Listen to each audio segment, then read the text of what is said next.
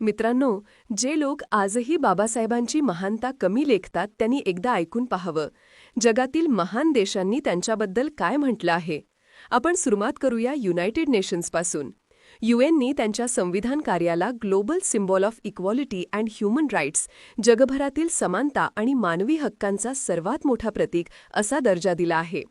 त्यांच्या शिक्षणाबद्दल बोलायचं झालं तर कोलंबिया युनिव्हर्सिटीने त्यांना one of the makers of modern world, आधुनिक जग घडवणाऱ्या महान व्यक्तींमध्ये एक म्हणून घोषित केलं आहे.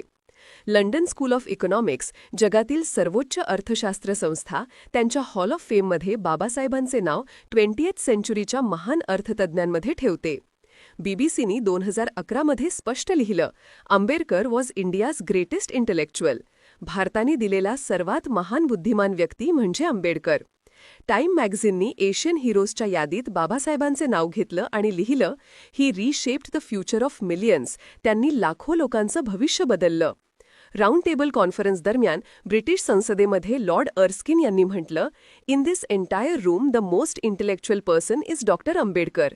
या संपूर्ण सभेतला सर्वात बुद्धिमान व्यक्ती म्हणजे doctor Ambedkar.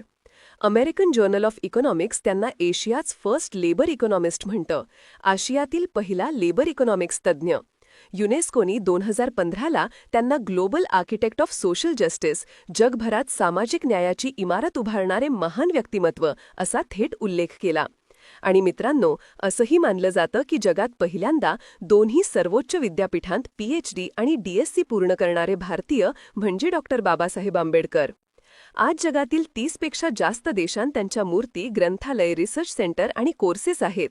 Harvard, MIT, Oxford, Cambridge या सर्व ठिकाणी आंबेडकर स्टडीज हा स्वतंत्र अभ्यासक्रम आहे. म्हणून मित्रांनो, बाबासाहेब हे फक्त भारताचे नाहीत, ते आहेत जगाचे सर्वात मोठे बुद्धिमान, संशोधक आणि मानवतावादी. जय भीम. लाईक करा, कमेंट करा आणि सबस्क्राईब करा फिनिक्स आंबेडकराईट चॅनलला. सर्वांना जय भीम.